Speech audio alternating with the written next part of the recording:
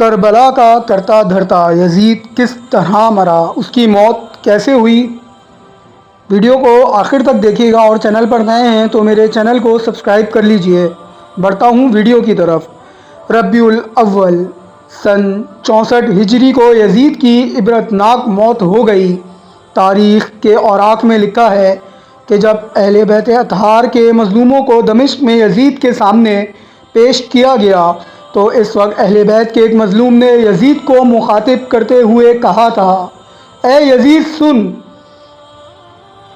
جس سلطنت کی بنیاد کو تو نے حسین رضی اللہ تعالیٰ عنہ کے خون سے مستحکم کرنے کی کوشش کی ہے، بہت جلد تیرے ہاتھوں سے نکل جائے گی، تیری اولاد بھی اس پر نہیں تھوکے گی۔ اس جرات مندانہ خطاب پر پورے دربار میں سناٹا چھا گیا تھا، اور سامعین یعنی سننے والوں کے دلوں میں یہ بات اتر گئی تھی کہ خاندان اہل بیت اطہار رضوان اللہ علیہم اجمعین رسالت مآب کے مظلوم کی یہ آہ و بکا خالی نہیں جائے گی۔ اور پھر واقعی اسی طرح ہوا۔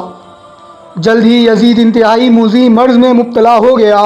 وہ پیٹ کے درد اور آنتوں کے زخم کی ٹیس سے ماہی بے آب کی طرح تڑپتا رہتا تھا۔ ان دنوں وہ حمص میں بیمار تھا۔ بیماری کی شدت کے باعث کہیں آ جا نہیں سکتا تھا۔ اسے اپنی موت کا یقین ہو گیا تھا۔ چنانچہ اس نے اپنے بڑے بیٹے معاویہ کو بلایا۔ معاویہ نے دیکھا کہ اس کا باپ بے بسی کی حالت میں بستر مرگ پر لاچار پڑا ہے۔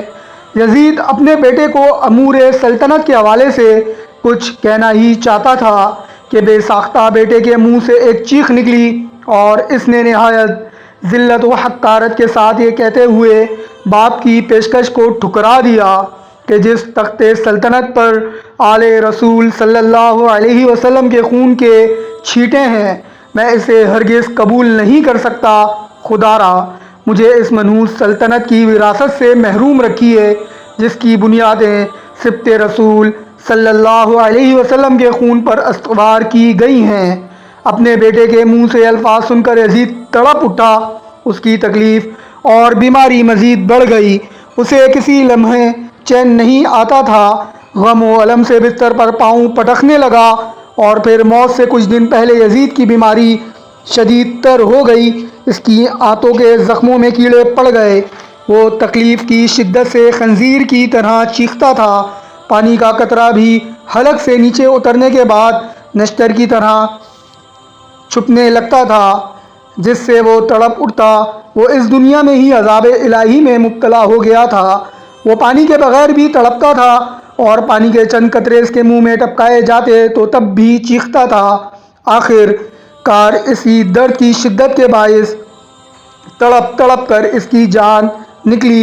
لاش میں ایسی ہولناک بدبو تھی کہ اس کے قریب جانا بھی مشکل تھا۔ چنانچہ اس کو اسی حالت میں قبر میں ڈال دیا گیا۔ بحوالہ نقش کربلا صفحہ نمبر 65۔ یزید کی عبرتناک موت کے حوالے سے بعض مورخین لکھتے ہیں کہ یزید چونکہ شرابی بھی تھا، شراب نوشی کی کثرت کے باعث اس کے پھیپھڑے بہت زیادہ خراب ہو گئے تھے، جس کی وجہ سے اسے سانس لینے میں بہت تنگی ہوتی تھی۔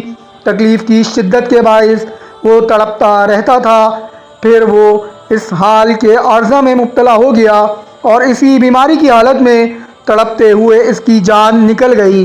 بحوالہ تاریخ طبری عقد الفرید۔ امید ہے یہ ویڈیو آپ لوگوں کو پسند آئی ہوگی۔ انشاءاللہ بہت جلد ایک اور نئی ویڈیو کے ساتھ حاضر خدمت ہوں گا۔ اللہ حافظ۔